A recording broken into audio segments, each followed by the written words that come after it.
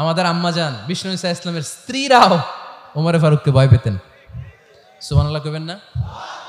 মাঝে মাঝে বিষ্ণু ইসা ইসলামের সাথে আম্মাজান আয়েশার ঝগড়া হতো না?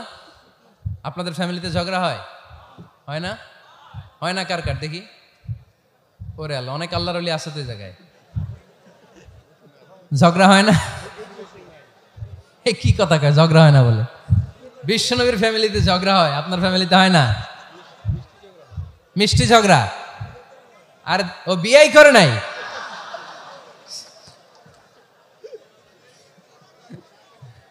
ঝগড়া তো হবেই, দাম্পত্য জীবনের মজাটাই তো এখানে।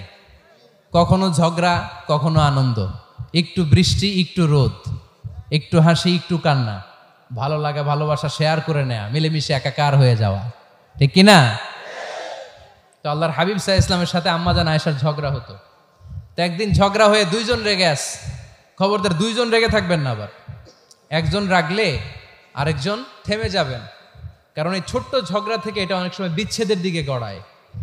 আমার প্রিয় ফরিদপুরবাসী, ভাবি রেগে গেলে আপনি রাইগেন না, ওই দিন আপনি একটু ঠান্ডা থাকেন। আবার আপনি রেগে গেলে, আমার মাইকের আওয়াজ যদি ভাবিরা শুনেন, আপনারা রেগে যায় না, একটু ঠান্ডা থাকবেন। দুইজনে রেগে গেলে তো তৃতীয় বিশ্বযুদ্ধ শুরু হবে, তাই না? একজন রেগে গেলে আরেকজন ঠান্ডা, কারণ এই সামান্য ঝগড়া থেকে ইগোর কারণে এটা বিচ্ছেদ আর ডিভোর্স পর্যন্ত গড়ায়। আর শয়তান এখানে উস্কানি দেয়, কারণ ইমানদারদের ফ্যামিলি ভাঙতে পারলে শয়তান সবচেয়ে বড় খুশি হয়। আর ইমানদারদের ফ্যামিলি টিকে থাকলে খুশি হয়ে যায় কে? আম্মাজান আয়েশা রাদিয়াল্লাহু তাআলা আনহার সাথে বিষ্ণু ইসা ইসলামের ঝগড়া হতো মাঝে মাঝে। একবার ঝগড়া হলো, বিষ্ণু ইসা ইসলামের রাগ, আম্মাজান আয়েশাও রাগ। তো বিষ্ণুই বললেন, আয়েশা, ঝগড়া করে আর কতক্ষণ থাকবো, আসো মিটমাট করি। আয়েশা রাদিয়াল্লাহু বললেন, ঠিক আছে মিটমাট করবো। তো বিষ্ণু ইসা ইসলাম বললেন, মিটমাটের জন্য কারে ডাকবো? ওমর রে ডাকি। কয় না, ওমর রে না, ওমর গালিজ, ওমর অনেক রাগে, আমার ডর লাগে। কয় তাহলে তোমার আব্বারে ডাকি। কয় ডাকেন। কি খুশি, মেয়েদের মধ্যে অভ্যাসটা আছে না নাই? তাহলে তোমার আব্বারে ডাকি, ডাকেন।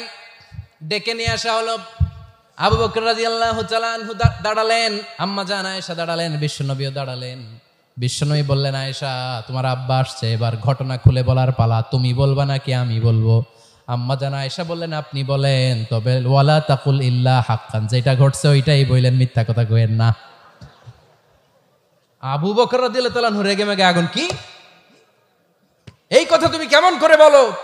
বিশ্বনবীকে মিথ্যা কথা কখনো বলবে? রেগে মেগে দিলেন মেয়ের গালে এক চড়। বানিয়ে বলতেছি না, মুসনাদ আহমদ ইবনে হাম্বলের হাদিস। বাবার হাতের থাপ্পড় খেয়ে আম্মাজান আয়েশা উল্টে বললেন। সাইয়েদনা আবু বকর রাগে গড়গড় করছেন, আবার মারার জন্য তেড়ে গেলেন। এবার বাঁচার জন্য আম্মাজান আয়েশা বিশ্বনবীর পিছনে যে আশ্রয় নিলেন, বিশ্বনবী বাঁচানোর জন্য দুই হাত মেলে দাঁড়িয়ে গেলেন। পড়েন সুবহানাল্লাহ। বিশ্বনবী যখন দুই হাত মেলে দাঁড়িয়ে গেলেন, সাইয়েদনা আবু বকর রাদিয়াল্লাহু আনহু থেমে গেলেন। সাইয়েদনা আবু বকর রাদিয়াল্লাহু তাআলা আনহু ঘর থেকে বের হয়ে বারান্দায় দাঁড়ালেন। পড়েন সুবহানাল্লাহ। এবার বিশ্বনবী আম্মাজান আয়েশার কাছে যেয়ে বলেন, ইয়া আয়েশা, কাইফা রাআইতিনি আনকাসতুকি মিনার রাজুল, দেখছো কেমনে বাঁচাইলাম? আমি না থাকলে ভর্তা বানাই ফেলতো আজকে। আমি বাঁচাইছি তোমারে, আমি, আমার লগে ঝগড়া করো তুমি।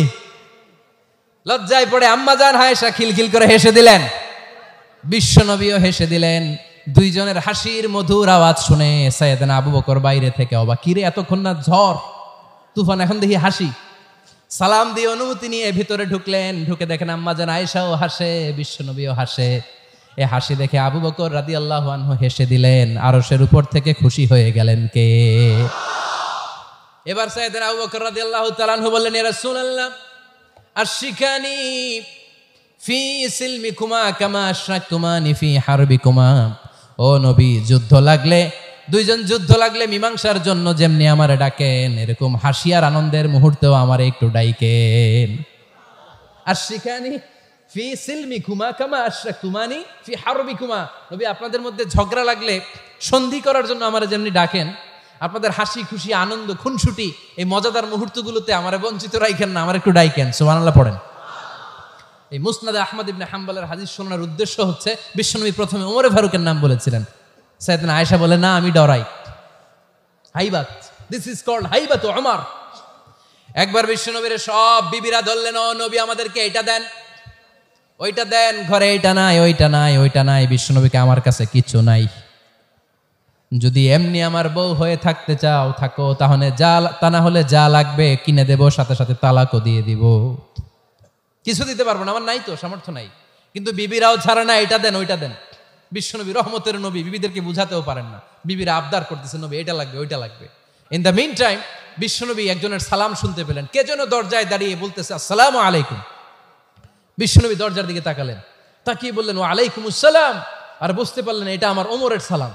সালাম দেওয়ার পরে বিবিদের দিকে তাকায় দেখে একজন বিবিও নাই, সব অন্দরমহলের ভিতরে দৌড়। সুবহানাল্লাহ পড়তে পারলেন না? This is our super hero Omar. এরকম ওমর একটা লাগবে, চিল্লায় বলেন কয়টা?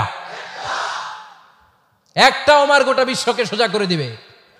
একটা ওমর সবল আর দুর্বলের সব পার্থক্য দূর করে দিবে, মাজলুমের উপর জালিমের অত্যাচারের অবসান ঘটায় দিবে।